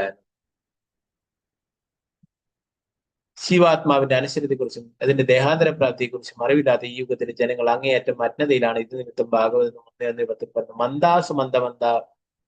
മന്ദാസുമന്ദമതയോ മന്ദഭാഗ്യ ഭാഗ്യഹേ ഉപദ്രത എന്ന് പറയുന്നു. ഈ കലിയുടെ യുഗത്തിലെ മുഴുവൻ ജനങ്ങളും നീചരും അലസരും നിർഭാഗ്യരും ഭൗതികാവസ്ഥകളിൽ അസ്വസ്ഥരുമാണെന്ന് കാണാം. കലിയുഗത്തിലെ എന്താണ് ധാരാളം ആൾക്കാർ എന്താണ് അവര് മന്ദം ബുദ്ധി കുറഞ്ഞിട്ടുള്ളവരാണ്, നിർഭാഗ്യവാന്മാരാണ്, മറ്റുള്ളവരാൽ വഴിക്ക് തെറ്റിക്കപ്പെട്ടവരാണ് അല്ലെ. അവർക്ക് ശരിയായ ജ്ഞാനം ലഭിക്കുന്നത് അവര് ഈ ശരീരമാണെന്ന് കരുതിയിട്ട് ആണ് ജീവിക്കുന്നത് അല്ലെ. എന്താണ് ഒരു സാധാരണ മരണം പോലെയായി ഇപ്പോൾ ആത്മഹത്യകളൊക്കെ അല്ലെ. എത്രയോ ധാരാളം ആൾക്കാർ ആത്മഹത്യ ചെയ്യുന്നു അല്ലെ. എന്താ പറയാ, അത്രയും അവര് യങ്ങായിട്ടുള്ള വലിയ വിദ്യാഭ്യാസമുള്ളവരൊക്കെ ആത്മഹത്യ ചെയ്യുന്നു അല്ലെ. എന്താണ് അവർക്ക് ഭൗതിക വിദ്യാഭ്യാസം ഉണ്ട്, എന്നാൽ ആത്മീയമായിട്ടുള്ള ജ്ഞാനമില്ല. നമ്മളൊക്കെ ആത്മാവാണ്, ഈ ശരീരം അല്ല എന്നുള്ളത് അവർക്ക് ബോധ്യമില്ല. അവർ ഈ ശരീരമാണ്, ഈ ശരീരം ഉപേക്ഷിച്ച് കഴിഞ്ഞാൽ എല്ലാ കാര്യങ്ങളും തീർന്നു, എല്ലാ കർമ്മവും തീർന്നു എന്ന് അവർ ധരിക്കുന്നു അല്ല. കൂടുതൽ എന്താ പറയാ ഡിഫിക്കൽട്ട് ആവാനാണ് പോകുന്നത് അല്ലെ. അവര് ഈ ഭഗവാൻ തന്നിട്ടുള്ള ഭൗതിക പ്രകൃതി ആണെങ്കിൽ ഈ ശരീരം ഉപേക്ഷിച്ച് കഴിഞ്ഞാൽ പിന്നീട് ശരീരമില്ലാത്ത അവസ്ഥയിൽ അനേക കാലം ജീവിക്കേണ്ടതായിട്ട് വരും അല്ലെ. പിന്നീട് എന്താ പറയാ അധമ ജന്മങ്ങളിലേക്ക് പോകും എന്ന് പറയുന്നു. ഇങ്ങനെ ഭൗതിക പ്രകൃതി ശിക്ഷിക്കും. ഇത്രയും ശ്രേഷ്ഠമായിട്ടുള്ള മനുഷ്യജന്മം ലഭിച്ചിട്ട് അത് ഭഗവത് സേവനത്തിനായിട്ട് ഉപയോഗിക്കാത്ത മറ്റുള്ള ഭൗതിക രീതിയിൽ ആസ്വദിക്കുകയും അല്ലെ, അത് ആ ഭൗതിക പ്രകൃതി നിയമങ്ങൾക്ക് വിരുദ്ധമായിട്ട് ആ ശരീരം നശിപ്പിക്കുകയും ചെയ്തു. തീർച്ചയായിട്ടും അങ്ങനെയുള്ള ശരീരങ്ങളിൽ അപ്പൊ അവര് കരുതുന്നത് എന്താണ്, ഈ ഒരു ജന്മമേടു ഈ ശരീരം നശിച്ചു കഴിഞ്ഞാൽ എല്ലാ പ്രശ്നങ്ങളും എല്ലാം തീർന്നു. അല്ല, ഭഗവത്ഗീത പറയുന്നത് അല്ലെ, നമുക്ക് എത്രയോ ജന്മം ഉണ്ടായിട്ടുണ്ട്, ഇനിയും എത്രയോ ജന്മങ്ങളും ഉണ്ടായിരിക്കും. അപ്പൊ ഇതിനെ കുറിച്ചൊന്നും ആത്മീയമായിട്ടുള്ള കാര്യങ്ങളെ കുറിച്ചിട്ട് അജ്ഞരായത് കൊണ്ടാണ് അവരൊക്കെ ഇങ്ങനെയുള്ള കാര്യങ്ങൾ ചെയ്തുകൊണ്ടിരിക്കുന്നത് അല്ലെ. മുൻ ശരീരം നശിപ്പിക്കപ്പെട്ടെങ്കിലും അതേ ദർശൻ പരമേച്ഛയാൽ പ്രചോദിതനായ അഭികാമ്യരായ എല്ലാ ജീവസത്തുക്കളെയും ചാഷമന്യന്തരത്തിൽ സൃഷ്ടിച്ചു.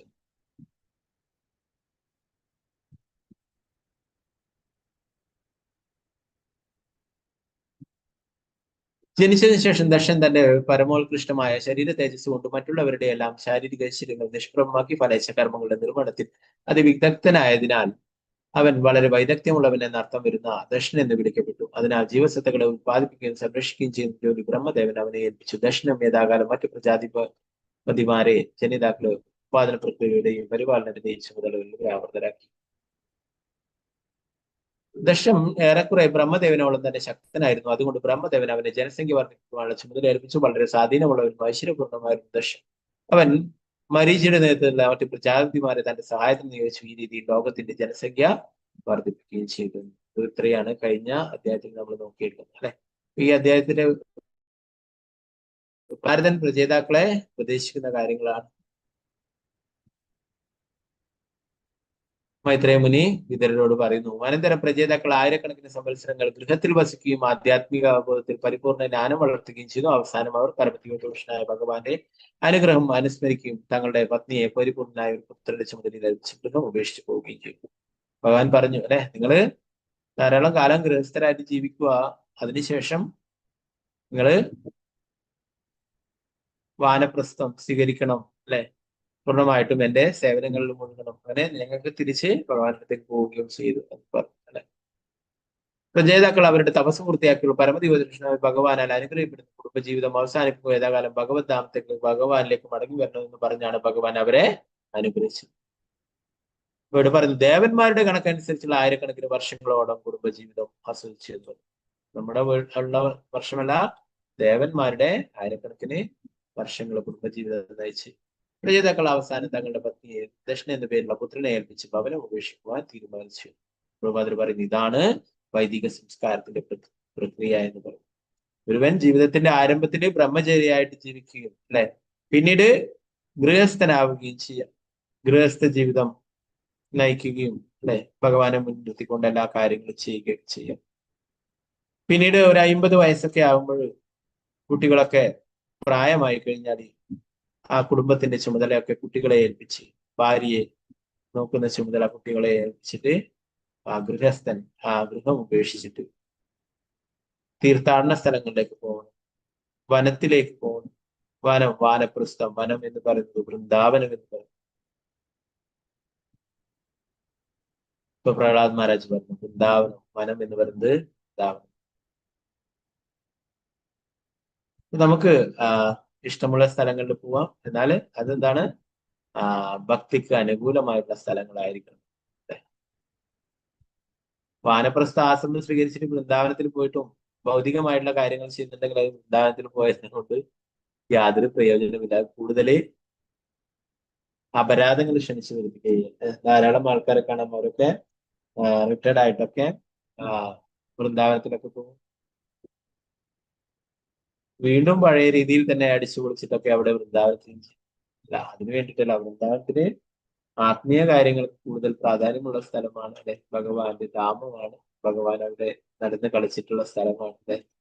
അപ്പൊ അവിടെ പോയിട്ട് കൂടുതൽ ഭക്തി സേവനങ്ങൾ ചെയ്യാൻ വേണ്ടിയിട്ട് ഇവിടെ ചെയ്യുന്നതിന്റെ 1000 മടങ്ങ് ഫലം ഭക്തി സേവനങ്ങൾ അനുഷ്ഠിക്കുമ്പോൾ അതിന്റെ ഫലം 1000 മടങ്ങ് ലഭിക്കും. അതുപോലെ തന്നെ അപരാധങ്ങൾ പ്രവർത്തിക്കുകയാണെങ്കിൽ അതിന് 1000 മടങ്ങ് അതിന്റെ അപരാധങ്ങൾക്കുള്ള ദോഷങ്ങളും നമ്മൾ അനുഭവിക്കേണ്ടതായിട്ട് വരും. അപ്പോ അതുകൊണ്ടാണ് എന്താ പറയാ പൂർണ്ണമായിട്ടും ഭക്തി സേവനങ്ങൾ അനുഷ്ഠിക്കുന്നവർ മാത്രമേ വൃന്ദാവനത്തിലേക്ക് പോകണ്ടു എന്ന് പറയാൻ സാധിക്കും. കലിയുഗമാണല്ലേ, നേരത്തെ പറഞ്ഞ പോലെ അതിൽ പറഞ്ഞു കലിയുഗമാണ്. കലിയുഗത്തിലെ എല്ലാം കലഹത്തിന്റെയും കാപട്യത്തിന്റെ ഒക്കെ യുഗമാണ് അല്ലെ. ഇപ്പൊ വൃന്ദാവനം പോലും ഇന്ന് വെറും എന്താ പറയാ ഒരു ബിസിനസ് ചെയ്യുന്ന സ്ഥലമാക്കിയിട്ടൊക്കെ ആൾക്കാർ മാറ്റുന്നു. പലതരത്തിലുള്ള അനാചാരങ്ങൾ നടക്കും, പല രീതി അങ്ങനെ എല്ലാം കുത്തഴിഞ്ഞ നിലയിലാണ് അവിടെയൊക്കെ നടക്കുന്നത് അല്ലെ. ഇപ്പോ വെറും ബിസിനസ് കണ്ണുള്ള ധാരാളം ആൾക്കാർ അല്ലെ, അവരവിടെ ബിസിനസ് ചെയ്തു. അവര് വൃന്ദാവനത്തിലാണ് ജീവിക്കുന്നതെങ്കിലും എന്താണ് ധാമ അപരാധം, വൃന്ദാവനത്തിൽ വന്നിട്ട് അങ്ങനെയുള്ള ഭൗതികമായിട്ടുള്ള കാര്യങ്ങളൊക്കെ ചെയ്ത് പണം ഉണ്ടാക്കുന്നു, പണം സമ്പാദിക്കുന്നു, അതൊക്കെ ധാമ അപരാധാണ്. വൃന്ദാവനത്തിലേക്ക് പോകുന്നത് ബിസിനസ് ചെയ്യാനോ അല്ലെങ്കിൽ വേറെ എന്തെങ്കിലും പണസമ്പാദനത്തിനോ അതിനൊന്നായത് എന്തിനു വേണ്ടിയിട്ടാണ്? കൂടുതൽ ഭക്തി സേവനങ്ങൾ അനുഷ്ഠിക്കുവാനായിട്ട് അല്ലെ, കൂടുതൽ ഭഗവാനുമായിട്ട് അടുക്കാനായിട്ടാണെങ്കിൽ അങ്ങനെയുള്ള സ്ഥലങ്ങളും വനവാസവും അല്ലെ, അങ്ങനെ ധാരാളം സ്ഥലങ്ങളുണ്ട് അല്ലെ. മായാപ്പൂരിനെ കുറിച്ച് പറയുന്നത് ഔദാര്യധാമാണ്. മായാപ്പൂരും വൃന്ദാവനും തമ്മിൽ യാതൊരു വ്യത്യാസവുമില്ല. എന്നാൽ കൂടുതൽ കാരുണ്യം, അപരാധങ്ങൾ ചെയ്താലും മഹാപ്രഭു അതൊന്നും ഒരിക്കലും കണക്കാക്കില്ല എന്നത്. അവിടെ ധാമിലേക്ക് കിടന്നുറങ്ങിയാലും പറയും എന്താണ്, അവൻ എന്നെ നമസ്കരിക്കുന്നു എന്ന് മഹാപ്രഭു വരും. അപ്പോ ഔദാര്യധാം എന്ന് പറയും മായാപ്പൂരിനെ കുറിച്ചിട്ട്. ഔദാര്യധാമാണ്. അവിടെ എന്ത് അപരാധങ്ങൾ ചെയ്താലും മഹാപ്രഭു അതൊന്നും കണക്കിലെടുക്കില്ല എന്ന്. അത്രയും, അതുകൊണ്ട് അവിടെ പോയി അപരാധങ്ങൾ ചെയ്യണമെന്നല്ല, അത്രയും കാരുണ്യമാണ് ശ്രീ ചൈതന്യ മഹാപ്രഭുവിന്റെ ഭക്തരും അത്രയും കാരുണ്യം. അപ്പോ മായാപ്പൂരും വൃന്ദാവനും തമ്മിൽ യാതൊരു വ്യത്യാസമില്ല എന്നത്. മായാപ്പൂര് രാധാറാണി ശ്രീ ചൈതന്യ മഹാപ്രഭുവിനെ ലീലകൾ ചെയ്യാനായിട്ട് സൃഷ്ടിച്ചിട്ടുള്ളതാണ് മായാപ്പൂർ ധാമം. വൃന്ദാവനും മായാപ്പൂരും തമ്മിൽ വ്യത്യാസമുണ്ടെന്നും കരുതുന്നത് തന്നെ ധാമാപരാധമാണ്. അപ്പോ എന്താ പറയാ, വൃന്ദാവനത്തിൽ പോകാൻ അത്രയും യോഗ്യതയില്ലാത്ത ആൾക്കാരാണെങ്കിൽ എന്താ ചെയ്യാ, മായാപ്പൂരിലേക്ക് അവർക്ക് പോവാം, അവിടെ യാതൊരു അപരാധങ്ങളും എടുക്കില്ല. അങ്ങനെ ധാരാളം ഭഗവാന്റെ ധാമങ്ങളുണ്ട് അല്ലെ. നേരത്തെ പറഞ്ഞ പോലെ ഭഗവാന്റെ ഒക്കെ ഭഗവത് ധാം തന്നെയാണ്, അവിടെയൊക്കെ വൃന്ദാവനം തന്നെയാണ്. അപ്പൊ അങ്ങനെയുള്ള സ്ഥലങ്ങളിൽ കൂടുതൽ ഭക്തി സേവനങ്ങൾ നമുക്ക് അനുഷ്ഠിക്കാമെന്ന് പറയുന്ന ഒരു ഗൃഹസ്ഥാശ്രമം കഴിഞ്ഞതിന് ശേഷം ഗൃഹസ്ഥാശ്രമത്തിൽ നിന്ന് വിരമിക്കണം എന്ന് പറഞ്ഞു നമുക്ക് കാണാം. നേരത്തെ ഭാഗവതത്തിൽ തന്നെ ധാരാളം ഉദാഹരണങ്ങൾ കാണാം അല്ലെ. അവരൊക്കെ തന്റെ സാമ്രാജ്യവും അല്ലെ, ചക്രവർത്തിമാരായിരുന്നു അവരൊക്കെ, പരീക്ഷിത് മഹാരാജാവും മറ്റുള്ള ധാരാളം ഭക്തന്മാരെ കാണാം അല്ലെ. അവരൊക്കെ തന്റെ രാജ്യവും സമ്പത്തും ഇതൊക്കെ ഉപേക്ഷിച്ചിട്ട് എന്താണ് ഭഗവാനെ നേടാനായിട്ട് അല്ലെ. ഇതൊക്കെ പ്രധാനപ്പെട്ടതാണ്. ഭഗവാനെ നേടുക, തിരിച്ച് ഭഗവാൻ ധാമത്തിലേക്ക് പോവുക എന്നുള്ളത്. അതിനായിട്ട് പ്രഭാതർ പറയുന്നത്. അതുകൊണ്ട് ഇതാണ് ശരിയായിട്ടുള്ള പ്രക്രിയ എന്ന് പറഞ്ഞു. ഗൃഹസ്ഥ ജീവിതം തുടരുകയും പിന്നീട് ഗൃഹസ്ഥ ജീവിതത്തിൽ നിന്ന് വിരമിക്കുകയും ചെയ്യണമെന്ന് പറയും. 50 വയസ്സ് കഴിഞ്ഞാലെങ്കിലും ഗൃഹസ്ഥ ജീവിതത്തിൽ നിന്നും വിരമിക്കണം. പ്രഭാതർ പറയുന്നത് ഇന്നത്തെ ജീവിത രീതിയും ഇന്നത്തെ വിദ്യാഭ്യാസ രീതിയൊക്കെ എന്താണ്, ചെറിയ പ്രായം മുതലേ ആൺകുട്ടികളും പെൺകുട്ടികളുമായിട്ട് അടുത്തിടപഴകാനും അങ്ങനെയുള്ള സാഹചര്യങ്ങളാണ് ഇന്ന് ലോകത്തിലുള്ളത് എന്ന് പറയും.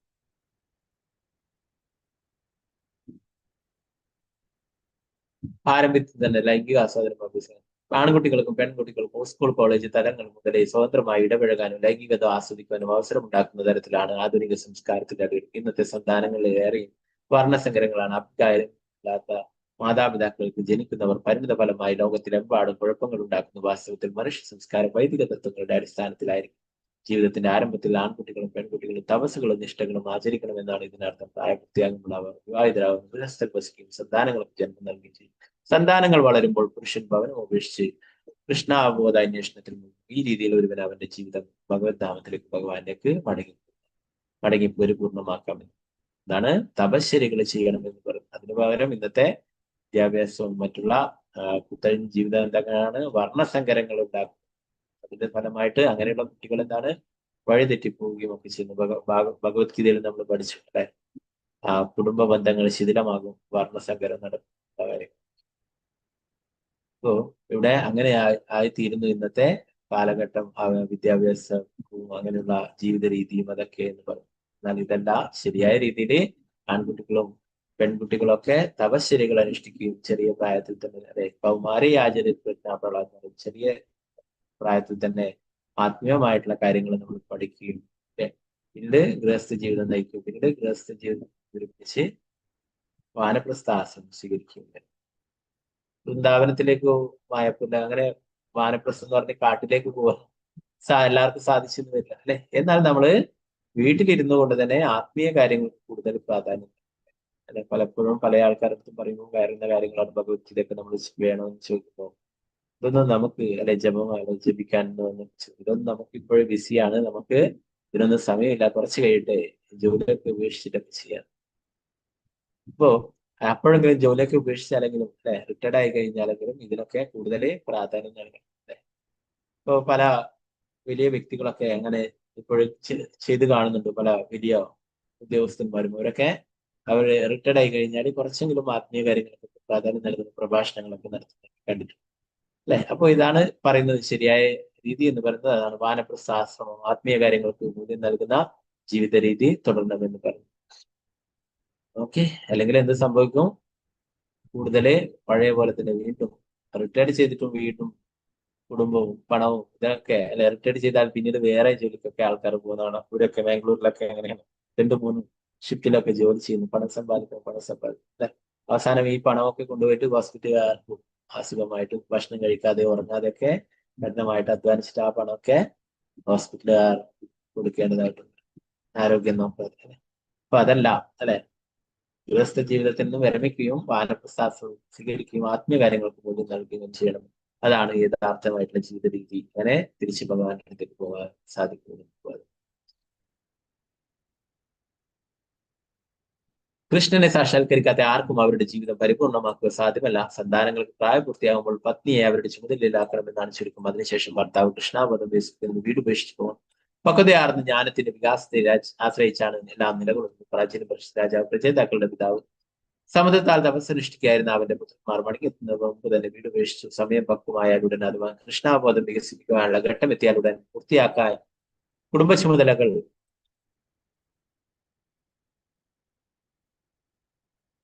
ബാക്കിയുണ്ടെങ്കിൽ പോലും ഒരുവൻ അപ്പോഴേ വീട് ഉപേക്ഷിക്കണം. പ്രാചീന പരിഷത്തിന്റെ രാജാവ് പുത്രന്മാർ മടങ്ങി വരാൻ കാത്തിരിക്കുകയായിരുന്നെങ്കിലും നാരദമുനിയുടെ നിർദ്ദേശങ്ങൾ ശ്രമിച്ചുകൊണ്ട് അവന്റെ ബുദ്ധി ശരിക്കും വികസിക്കുമ്പോൾ അവൻ അപ്പോൾ തന്നെ പുത്രന്മാർക്കുള്ള സന്ദേശങ്ങൾ മന്ത്രിമാരെ ഏൽപ്പിച്ച് കൊട്ടാരം വിടുകയുണ്ട്. അപ്രകാരം അവരുടെ വരവിനായി കാത്തിരിക്കാതെ അവർ വീട് വിട്ടുപോയി എന്ന് പറയുന്നത് പ്രഭുപാദൻ പറഞ്ഞു. ഇവിടെ നേരത്തെ പ്രഭുപാദന്റെ ഗുരു പറഞ്ഞു അല്ലെ, കൃഷ്ണാബോധം പ്രചരിപ്പിക്കുക എന്നുള്ളത് വളരെ അടിയന്തരമായിട്ടുള്ള കാര്യമാണ്. അതുപോലെ കൃഷ്ണാബോധം വികസിക്കാനുള്ള ഘട്ടം എത്തിയാലുടൻ വൃത്തിയാക്കാൻ കുടുംബ ചുമതല ബാക്കിയുണ്ടെങ്കിൽ തന്നെയും അതൊക്കെ ഉപേക്ഷിച്ചിട്ട് പോകണം. ശ്രീല പ്രഭുപാദന്റെ കാര്യമാണ്. ശ്രീല പ്രഭുപാദരെ ഗൃഹസ്ഥനായിരുന്നു അല്ലെ, ഭാര്യയും മക്കളും ഒക്കെ ഉണ്ടായിരുന്നു അല്ലെ. എന്നാൽ ശ്രീല ഭക്തി സിദ്ധാന്ത സരസ്വതി അദ്ദേഹത്തിന് വന്നിട്ട് സ്വപ്നത്തിൽ വന്നിട്ട് നിർദ്ദേശങ്ങൾ നൽകി വൃന്ദാവനത്തിലേക്ക് പോകുവാനായിട്ടും സന്യാസം സ്വീകരിക്കുവാനായിട്ടൊക്കെ പറയുകയുണ്ടായി. അത് പ്രകാരം ശ്രീല പ്രഭുപാദർ വൃന്ദാവനത്തിലേക്ക് പോയിട്ടുണ്ടായി അല്ലെ. ശ്രീല പ്രഭുപാദർ വൃന്ദാവനത്തിൽ ഉള്ളപ്പോൾ അവിടെ ഒരു ഭക്തൻ വരികയുണ്ടായി അല്ലെ. അദ്ദേഹമാണ് ശ്രീല ഗൗർ ഗോവിന്ദ സ്വാമി മഹാരാജ് അല്ലെ. അദ്ദേഹത്തിനെ കുറിച്ച് ഞാൻ മുന്നേക്ക് പറഞ്ഞിട്ടുണ്ടായിരുന്നു. അദ്ദേഹത്തിന് 7 പെൺമക്കൾ ഉണ്ടായിരുന്നു. സ്കൂൾ മാഷായിരുന്നു, സ്കൂൾ ടീച്ചറായിട്ട് ആ ജോലി ഉപേക്ഷിച്ചു. അദ്ദേഹം ഒരു ശരിയായ ആധ്യാത്മിക ഗുരുവിനെ അന്വേഷിച്ച് നടക്കുകയായിരുന്നു. അപ്പോഴാണ് ശ്രീല പ്രഭുപാദരെ വൃന്ദാവനത്തിൽ വെച്ച് കണ്ടുമുട്ടുന്നത്. ശ്രീല പ്രഭുപാദർ ആദ്യം കണ്ട ഉടനെ തന്നെ പ്രഭുപാദരെ, നിനക്ക് സന്യാസം വേണ്ടേ, നിനക്ക് സന്യാസം ലഭിച്ചോ? ഇല്ല, വേണമെന്ന് പറഞ്ഞു. ഇല്ല എന്ന് പറഞ്ഞപ്പോൾ പ്രഭുപാദർ നീ സന്യാസം എടുക്കണം എന്ന് പറയുകയുണ്ടായി. അപ്പൊ ദീക്ഷ പോലും അപ്പോഴും എടുത്തിട്ടുണ്ടായിരുന്നില്ല. എന്നിട്ട് അങ്ങനെ ഹരിനാമദീക്ഷയും ബ്രാഹ്മണിക് ദീക്ഷയൊക്കെ നൽകി. പിന്നീട് ഒരു അവസരത്തില് സന്യാസവും നൽകിയിട്ടുണ്ടായി. അപ്പൊ അദ്ദേഹത്തിന് 7 പെൺകുട്ടികളായിരുന്നു. എന്നാൽ അദ്ദേഹം ഭഗവാനിൽ പൂർണ്ണമായിട്ടും വിശ്വസിച്ചില്ലേ. ഭഗവാൻ ഭഗവത്ഗീതയിൽ പറഞ്ഞു, അനന്യശ്ചിന്തയന്തോ മാം യജനാ പരിഭാസതേ തേഷാ നിത്യാഭിയുക്താനാം ലോകക്ഷേമം. ഞാൻ വഹിക്കും ക്ഷേമവും എല്ലാ കാര്യങ്ങളും ഭഗവാൻ വഹിക്കും, ഞാൻ സ്വയം വഹിക്കും. അദ്ദേഹത്തിന് ഭഗവാന്റെ വാക്കുകളിൽ വിശ്വാസം ഉണ്ടായിരുന്നു. അപ്പൊ അദ്ദേഹത്തിന്റെ മൂത്ത കുട്ടിയെ ഒരു ഡിവോട്ടി തന്നെ വിവാഹം കഴിച്ചു. പിന്നീട് അദ്ദേഹം ഗൃഹസ്ഥന്റെ ഉത്തരവാദിത്വം ഏറ്റെടുക്കുകയും മറ്റുള്ള കുട്ടികളെയൊക്കെ വിവാഹം കഴിച്ചു കൊടുക്കും. മക്കളും കൊച്ചുമക്കളും ഒക്കെ ആകും. പിന്നീട് ഗോവിന്ദ സ്വാമി മഹാരാജ് ഭുവനേശ്വർ ക്ഷേത്രത്തിൽ നിർമ്മിച്ച് കുറെ കഴിഞ്ഞപ്പോൾ ഒരിക്കല് കൊച്ചുകുട്ടിയെ അവിടെ കാണാൻ വന്നിട്ട് അങ്ങനെ പരിചയപ്പെടുത്തിയിട്ടുണ്ടായി. അപ്പൊ അദ്ദേഹം വളരെ സന്തോഷത്തോടെ പറയുകയുണ്ടായെന്ന് പറഞ്ഞു. കൃഷ്ണൻ എല്ലാവരെയും സംരക്ഷിച്ചു. കൃഷ്ണൻ അവരുടെയൊക്കെ എല്ലാ കാര്യങ്ങളും നോക്കി എന്ന് പറഞ്ഞിട്ട് സന്തോഷിക്കുകയുണ്ടായിരുന്നു. അപ്പോ എന്താണ് അന്ന് പ്രഭുപാദർ പറഞ്ഞു, പ്രഭുപാദരുടെ വാക്കുകൾ അനുസരിക്കേണ്ടായി, വേറെ ഒന്നും നോക്കിയില്ല അല്ലെ. ഇതുപോലെ പ്രഭുപാദരുടെ ഗുരു ഭക്തി സിദ്ധാന്ത സരസ്വതി ഠാക്കൂർ പ്രഭുപാദ അമേരിക്കയിലൊക്കെ പോവാൻ പ്രഭുപാദരെ യാത്രയാക്കാനായിട്ട് പ്രഭുപാദരുടെ മകൻ പ്രഭുപാദരുടെ കൂടെ പോയി. അപ്പോ ആ മകൻ പിന്നീട് പറയുകയുണ്ടായി, എന്റെ ജീവിതത്തിൽ ഒരിക്കലും അച്ഛനെ കാണില്ല എന്ന് ഞാൻ ഓർത്തു. ഇനി ഒരിക്കലും എന്റെ അച്ഛനെ കാണുകയുണ്ടാവില്ല എന്നാണ് ഞാൻ കരുതിയത്. എന്നാൽ വീണ്ടും ഭഗവാന്റെ കാരുണ്യം കൊണ്ട് അച്ഛൻ തിരിച്ചു വരികയുണ്ടായിരുന്നു. വിദേശത്തൊക്കെ പോയി അല്ലെ, 12 വർഷം വിദേശങ്ങളിലൊക്കെ സഞ്ചരിച്ച് കൃഷ്ണാബോധം പ്രചരിച്ച് വീണ്ടും വൃന്ദാവനത്തിലേക്ക് തിരിച്ചു വരിക. അപ്പോൾ ആ പുത്രൻ ഓർക്കുകയുണ്ടായിരുന്നു, അന്ന് ആ ജലദൂത എന്ന ചരക്ക് കപ്പലിൽ കയറി പോകുമ്പോൾ എന്റെ അച്ഛനെ ഇനി തിരിച്ചു കിട്ടില്ല, ഇനി ഞാൻ ഒരിക്കലും കാണില്ല എന്നാണ് ഞാൻ കരുതിയത്. അപ്പോ പിന്നീട് അത് പ്രഭുപാദര് അല്ലെ എല്ലായിടത്തും കൃഷ്ണാബോധം പ്രചരിപ്പിക്കുകയും തിരിച്ചു വരികയൊക്കെ ഉണ്ടായി. ഇവിടെ പറയുന്നത് നമ്മള് ഏറ്റവും അർജന്റ് ആയിട്ടുള്ള കാര്യം എന്ന് പറയുന്നത് കൃഷ്ണാബോധം പ്രചരിപ്പിക്കുകയാണ്. അതിന് വേണ്ടിയിട്ടുള്ള കാര്യങ്ങൾ ഭഗവാൻ ഇപ്പോഴും പ്രചേതാക്കളോട് പറഞ്ഞിട്ടുള്ളതും അത് തന്നെയാണ്. നിങ്ങൾ ഗൃഹസ്ഥ ജീവിതം നയിക്കുകയും പിന്നെ ആ ഗൃഹസ്ഥ ജീവിതത്തിൽ നിന്നും വിരമിക്കുകയും പിന്നെ കൂടുതൽ ഭക്തി സേവനങ്ങൾക്ക് പ്രാധാന്യം നൽകുകയും അങ്ങനെ എൻ്റെ അടുത്തേക്ക് നിങ്ങൾക്ക് എത്തുകയും ചെയ്യാം. അല്ലെങ്കിൽ എന്താണ് ഗൃഹമേദികളായിട്ട് ഭഗവാനെ മറന്നുകൊണ്ട് ജീവിക്കുന്നവരെ ഗൃഹമേദികളെ കുറിച്ചിട്ട് പ്രഹ്ലാദ് മഹാരാജ് പറയുന്നതിനേത് പറയുന്നു, അതൊരു പൊട്ടക്കിണറാണെന്ന് പറയുന്നു. ഗൃഹത്തെ ഒരു പുല്ല് മൂടിയ പൊട്ടക്കിണറാണ് എന്ന് പ്രഹ്ലാദ് മഹാരാജ് പറഞ്ഞു. എന്തുകൊണ്ടാണ്? ഭഗവാനെ മറന്ന് ജീവിക്കുന്നവർ അല്ലെ, അവരെന്താണ് വീണ്ടും വീണ്ടും അപകടങ്ങളിലേക്ക് പെടുകയാണ്. ഒരു പൊട്ടക്കിണറിൽ വീണാല് ആരും രക്ഷിക്കാനായിട്ട് വരില്ല അല്ലെ. എന്താ പറയുന്നത്, ഗൃഹത്തെ ഒരു പുല്ല് മൂടിയ പൊട്ടക്കിണറായാണ് പരിഗണിക്കുന്നത്. അതിൽ പതിക്കുന്ന ഒരുവൻ ആരാലും ശ്രദ്ധിക്കപ്പെടാതെ അതിനുള്ളിൽ മരിക്കും. അതിനാൽ ഒരുവൻ കുടുംബജീവിതത്തിൽ അമിതാസക്തനായിരുന്നു, അത് അവന്റെ കൃഷ്ണാബോധത്തിന്റെ വികാസത്തെ ഹനിക്കുമെന്ന്. ഗൃഹസ്ഥരായിട്ട് ജീവിക്കാം, അല്ലാതെ ഗൃഹമേദികളായിട്ടല്ല. എല്ലാം എന്റെ ഭഗവാനെ മറന്നുകൊണ്ട് ജീവിക്കും അല്ലെ. ഒരു ഗൃഹസ്ഥാശ്രമി ഭഗവാനെ ഓർത്തുകൊണ്ടെല്ലാം ഭഗവാന്റേതാണ് ഭഗവത് സേവനത്തിനായിട്ട് ഉപയോഗിച്ചുകൊണ്ട് ജീവിക്കുന്നു. ഗൃഹമേദി ഭഗവാനെ മറന്ന് എല്ലാം എന്റെ മക്കൾ, എന്റെ ഭാര്യ, എന്റെ സമ്പത്ത്, എന്റെ അല്ലെ എല്ലാം ഒരു ദിവസം ഇല്ലാതാവും അല്ലെ. കൂടുതൽ അപകടങ്ങളിലേക്ക് എത്തിച്ചേരുകയും ചെയ്യും. അതുകൊണ്ടാണ് ഇവിടെ ഒരു പൊട്ടക്കിണർ, പുല്ലും വേണ്ടിയിട്ടുള്ള ഒരു പൊട്ടക്കിണർ അല്ലെ. പൊട്ടക്കിണറിൽ വീണ് കഴിഞ്ഞാല് കാടൊന്നുമില്ലെങ്കിൽ ആരെങ്കിലും കണ്ടുപിടിക്കും. എന്നാൽ പുല്ലെല്ലാം കൂടിയിട്ട് കാട് പിടിച്ചിട്ടുള്ള ഒരു പൊട്ടക്കിണറിൽ വീണാൽ ആരും തിരിഞ്ഞു നോക്കാതെ അല്ലെ. നേരത്തെ പുരഞ്ജന രാജാവിന്റെ ഒക്കെ കഥ പറയുന്നുണ്ടായി അല്ലെ. അപ്പൊ അതിലെ അവസാനം ഭാര്യയെ തോർത്ത് അവിടുത്തെ ജന്മം ഒരു സ്ത്രീ ആയിട്ട് പിറക്കുന്നതിനെ കുറിച്ചിട്ടൊക്കെ പറഞ്ഞു അല്ലെ. അപ്പോ അതുകൊണ്ട് തന്നെ കൂടുതൽ അറ്റാച്ച്മെന്റ് ഉണ്ടായാൽ എന്ത് സംഭവിക്കും? വീണ്ടും അതേ കുടുംബത്തിൽ ജനിക്കും. അത് ഇതുപോലെ തന്നെ ജനിച്ചും മരിച്ചും കൊണ്ടേയിരിക്കും. കൂടുതൽ കഷ്ടപ്പാടുകളൊക്കെ അല്ലെ. അപ്പൊ അതുകൊണ്ട് ഭഗവാൻ എന്താ പറയുന്നത്, അവസാന കാലഘട്ടങ്ങളിലെങ്കിലും ഈ ഭഗവാനെ ഓർക്കാനും ഭഗവത് സേവനങ്ങൾ ചെയ്യാനായിട്ടും ശ്രദ്ധിക്കണം. പ്രഭുപാദരും അത് തന്നെയാണ് പറയുന്നത്. അതുകൊണ്ട് ഒരുവൻ കുടുംബജീവിതത്തിൽ അമിതാസക്തനാഥ അവന്റെ കൃഷ്ണാബോധത്തിന്റെ വികാസത്തെ ഹനിക്കുമെന്ന്. കുടുംബജീവിതം നയിക്കാം അല്ലെ, അല്ല അതിന്റെ കൂടെ കൃഷ്ണാബോധവും മറന്നു പോകരുത് എന്നുള്ള കാര്യം. ഗൃഹമേദികൾ അങ്ങനെ മറന്നു പോകുന്നു, ഭഗവാനെ മറന്നു ജീവിക്കുന്നു. അതുകൊണ്ട് അവരെ കൂടുതൽ അപകടങ്ങളിലേക്ക്. ഓക്കെ, സോറി, കുറച്ച് സമയം കൂടുതലായി പോയി. അത് പഴയ കാര്യങ്ങൾ നമ്മൾ നേരത്തെ നോക്കിയിട്ടുണ്ടായിരുന്നില്ല അല്ലെ. കുറെ ഫെസ്റ്റിവൽ വന്നു, ജന്മാഷ്ടമി, ചില പ്രഭുപാദരുടെ കുറച്ച് കാര്യങ്ങൾ നമ്മൾ നോക്കാനുണ്ട് അവതാരിക്കില്ലേ. അത് നമുക്ക് ഒരു ദിവസം കുറച്ച് ശ്ലോകങ്ങൾ എടുത്തിട്ട് അതിന്റെ ബാക്കി ഭാഗങ്ങൾ നാളെയോ മറ്റന്നാളൊക്കെ ആയിട്ട് അത് വായിക്കണം. ഓക്കെ. ഗ്രന്ഥരായ ശ്രീമദ് ഭാഗവതം की जय, श्री प्रभुपाद की जय, महाराज की जय, ഹരി ഹരി ബോൾ, ഹരേ കൃഷ്ണ.